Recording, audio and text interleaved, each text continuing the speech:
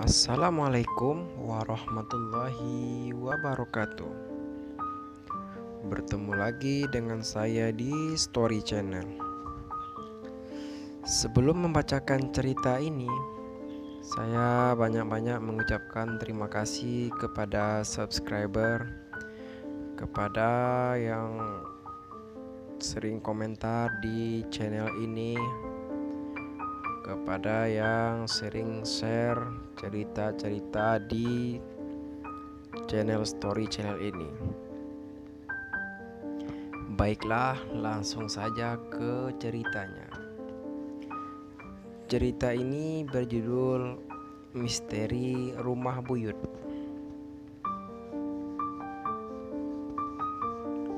Dulu waktu masih kecil, saya kerap main ke rumah Mbah Kakung dan Buyut.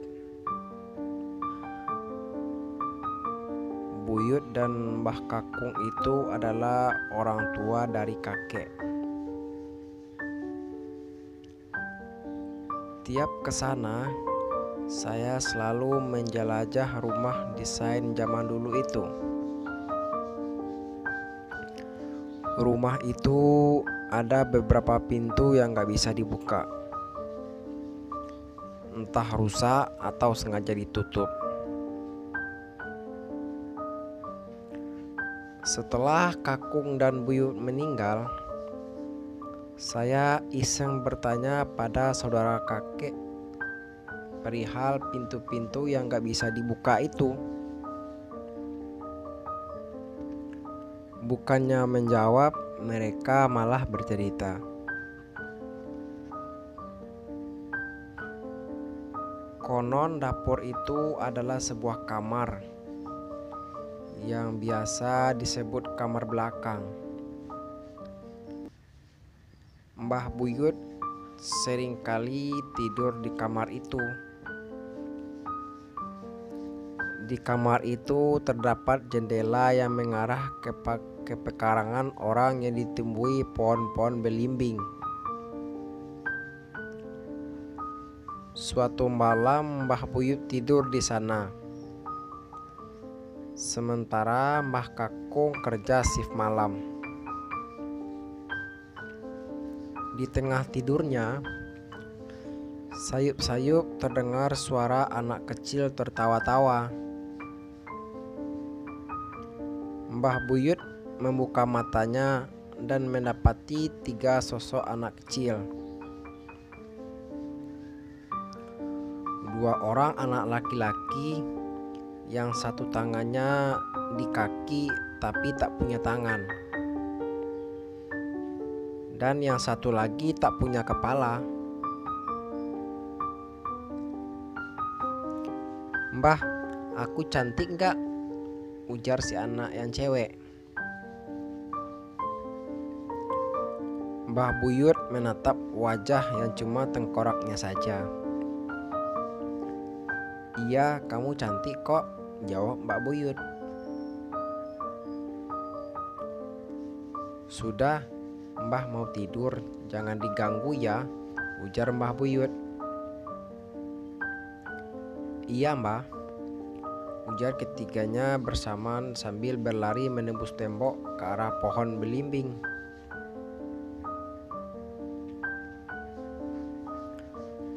Karena Mbah Buyut kerap kali diganggu di kamar itu,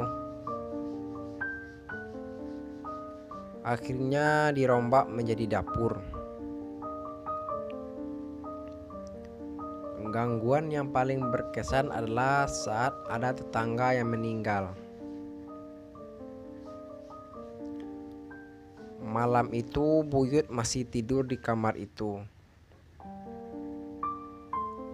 Tiba-tiba udara berasa panas dan Buyut pun terjaga. Di bagian kaki berdiri sosok pocong. "Mau apa kamu?" bentak Buyut. "Aku mau disempurnakan," ujar si pocong dengan suara berat.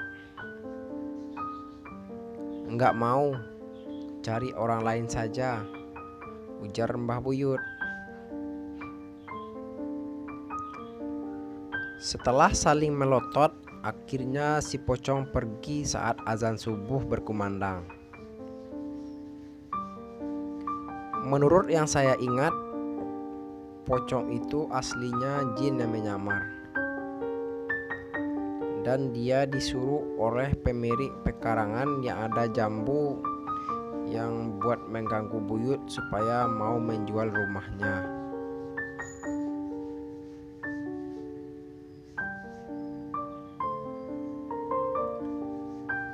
Keesokan harinya Buyut membeli garam kasar.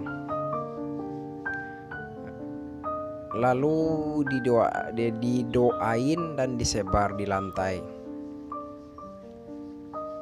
Sebagian diletakkan di jendela. Malamnya saat tidur, Buyut mendengar raungan keras dan bau terbakar. Setelah itu si pocong pun jerah dan tak muncul lagi.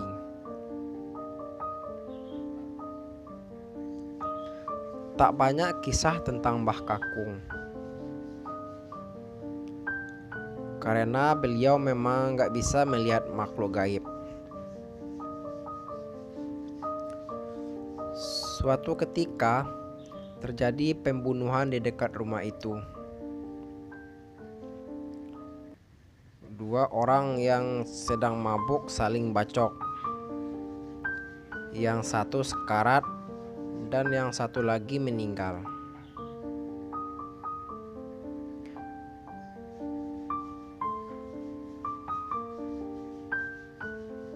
Malamnya pintu depan ada yang mengetuk. Mbah Buyut melarang Mbah Kakung untuk membuka pintu itu. Tiba-tiba digedor dengan keras. Tak lama, tak terdengar lagi. Konon kabarnya seluruh rumah di gang itu digedor juga.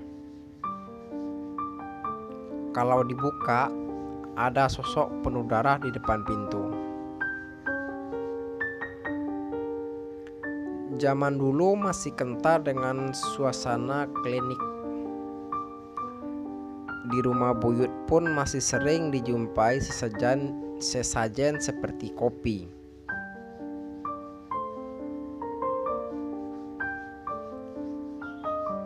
Ada sebuah ruangan tempat menyimpan sesajen itu. Seingat saya dulu, ada kerabat yang bilang kalau kamar itu dulunya kamar orang tua Mbah Buyut. Mungkin dikira arwahnya bakal berkunjung kalau dikasih sesajen.